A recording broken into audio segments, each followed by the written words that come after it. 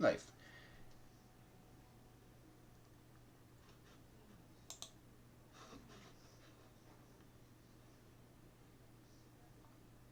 Make sure we're live here. Yeah, I think we are. Patch notes. Hey guys, I just wanted to do a quick video on the Fortnite patch notes that's after coming out today. So Fortnite Season 10 X is out, and I thought I'd go over a few bits because there's a lot of changes in it. After the weekend, the World Cup, they're after changing and flipping it up, probably to make it, keep it fresh, keep it original as they do as always. And let's jump into it.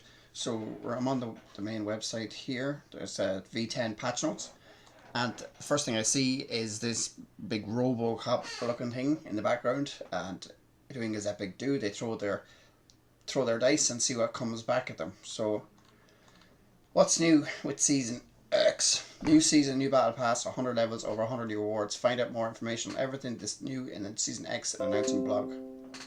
In Season X, you'll have the ability to gift a battle pass to a friend, available on all platforms. Time may vary per region until the 15th of August. So you can give your friend a battle pass until the 15th of August if you wish to, or somebody could buy something for something if they, if they can't afford it, or maybe they bought you one before, or anything like that. So your first purchase is also a new gift box. So you get a gift box every time you purchase, the first time you purchase something, a gift for someone.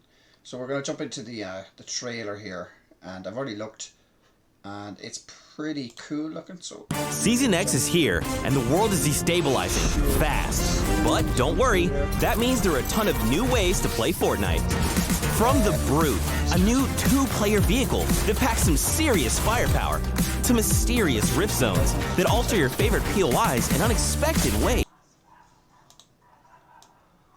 Delivers new experiences for all players to enjoy. There are new places to explore, new secrets to uncover, and the world you play today may not be the world you play tomorrow. In addition to all new gameplay found in Season X, there's also a brand new battle pass that'll introduce new dimensions to some of your favorite Fortnite characters in ways you've never seen before. And at Tier 100, you'll unlock Ultima Night. Plus, don't forget, there are new emotes, gliders, wraps, and more to earn as you advance through the pass. The Battle Pass is available right now for just 950 V-Bucks. We'll see you in-game.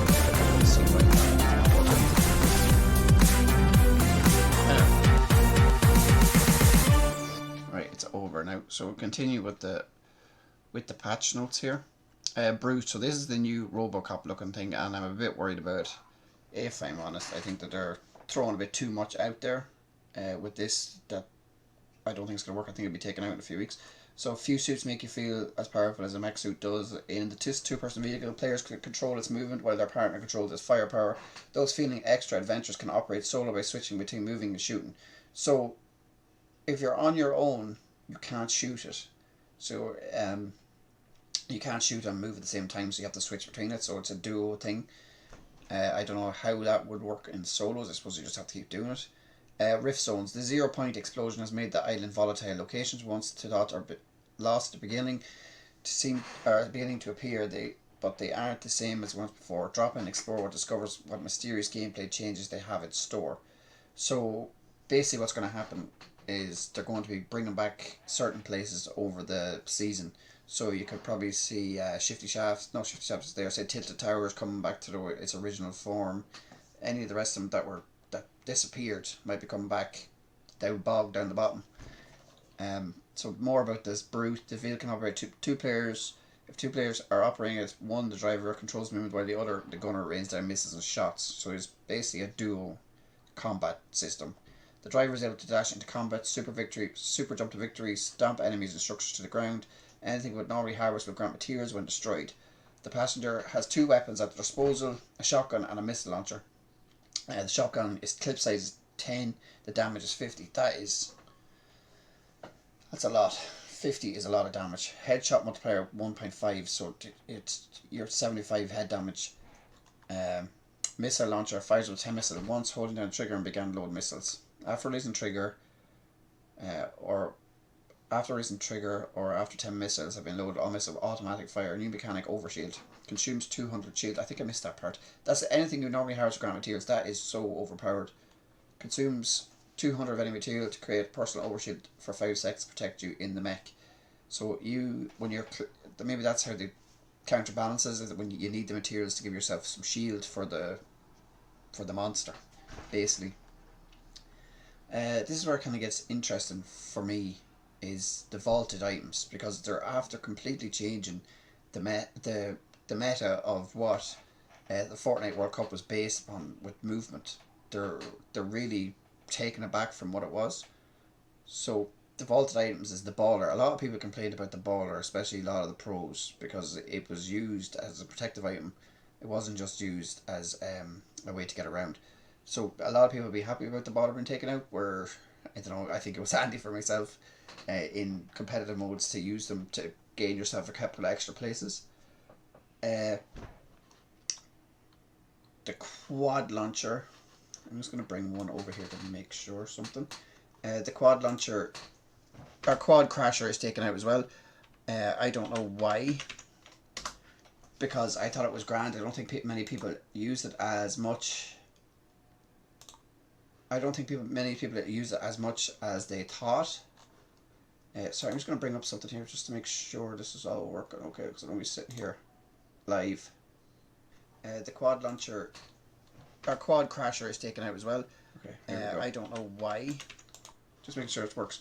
I would have kept it in. The flintlock pistol, I suppose it's a bit overpowered. A lot of people used it. It did hit for very hard in the head, which was grand. The shadow bomb, as I said, it was used a lot for getting around. So when you're in a box at the end of competitive, it would be seen from one way to get from one location to the next without getting shot or seen, which is brilliant mobility.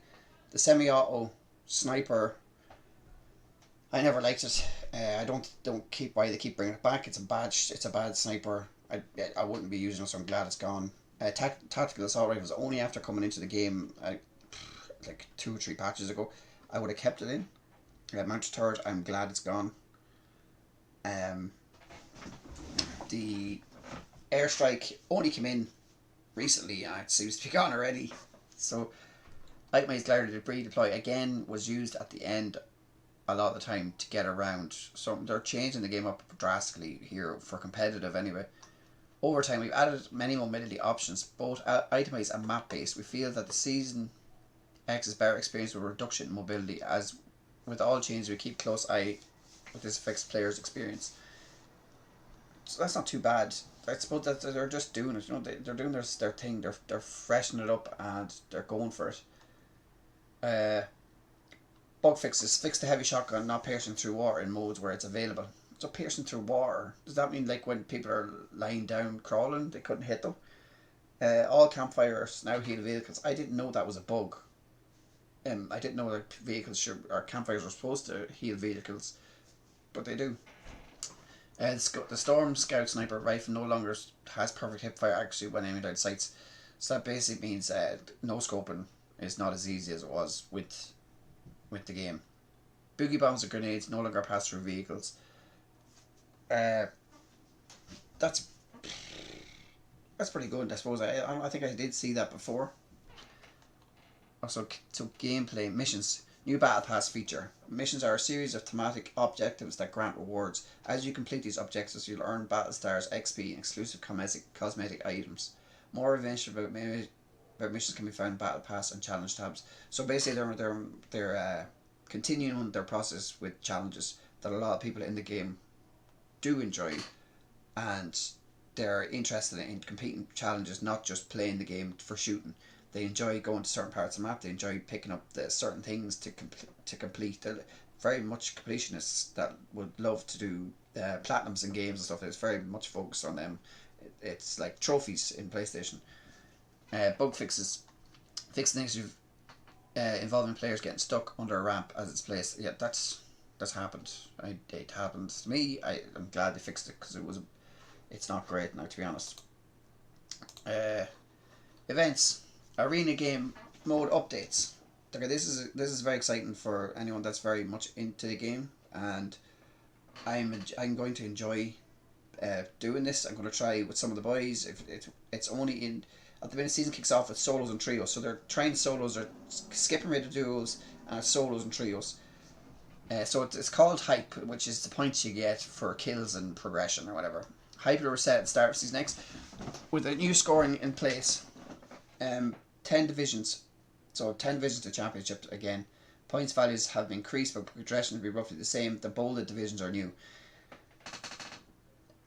So this is kind of a thing like baseball or anything that's played in America. I suppose they update, they give a lot more points in games to make it feature more exciting. So that's what they're doing in this. It's open. So season 1 is not to 499 points. Season 2 500 to 999. Season 3 1000 to 1499. All the way to championship. That's champion 3. So you can go champion 1, 2, 3. So it's updated a lot, and the point system has gone massive. So scoring model is standardized points and bus fares across all playlists. So solos, you get 20 points per elimination. 25 top 25 60 points. Top 15 30 points. Top 5 30 points. Victory at 60 points. Trios is the same. I think trios is going to stick around. I think it's a big thing in Fortnite is the trios, because I found myself that it's a lot easier to get 3 people than 4, and I know there's still a lot of people playing it, but there's still a lot. It's not as easy to get 4 people anymore. Elimination is 7 points per team. So this is 7 points per team member. It's a bit different. See, there's 20 points per elimination in the solos and only 7 points per team member. So they're splitting it up, and then you have to get to top 8 for 60, top 4 30, top 2 30 points, victory at 60 points. So it's kind of the same there, but the 7 points is not a lot for elimination. I suppose to give out to every single player, which is a bit different. Bus fare increases. So this is when you jump off the bus, how much you pay. So you pay at division, you get 3 points when you jump off the bus in the first divisions, then 4, then 5, then 7, then 8, then 9, 10. So it's 10 points every time you jump off the bus. But it's not buying solos, because if you get 10 points and you get 1 kill, you double the points, so you're back up again. So you have 10 points based, which is good. Performance, improved level streaming. Just on the contender series, it's a very good way that Fortnite is going to stay relevant. It's the way to get themselves focused in the world. Like at the weekend, the World Cup was unbelievable. It was unreal. The hype around it, the amount of people who were there, the average age in the game was 16, and they did so well, and they were entertaining, and it was very good, and it shows the future of esports is a very much of a very big profession, and done right, people can make a lot of money. And even our friend Al Boom was at it, and he did very well, and he'll remember that for the rest of his life. Let's move on then. Improved level stream performance of all platforms by optimizing the way assists are preloaded to reduce the cases in which players land on buildings with a low level of detail, particularly on Switch and Xbox One. This must have been very bad, because on PlayStation it was just awful. There was some Mega Mall, if you landed at a Mega Mall, it was very bad detail, and sometimes it's what else? Salty Springs, any of them, they're bad. So it must have been very bad in Switch and Xbox if they're talking about here. Art and elimination, the right opponent modes. Okay, that's not really talk about. Audio, new bullet impact sounds. They keep doing that, changing the sounds of stuff, and it's a bit annoying. Increase the volume of distant gunfire or gliders. I suppose that's good. Increase the chest volume and audio range by 10%. That'd be easier to find them, because sometimes you'd be sitting on the roof and you're not sure if it's in there, and it might be, not be. Okay, so all the rest of this is just mobile and creative, which is not really interesting to me, to be honest. It might be interesting to other people. But I think I'm gonna leave it there, and if anyone wants to know anything else about the update, please let me know. We're going to be doing our podcast tonight.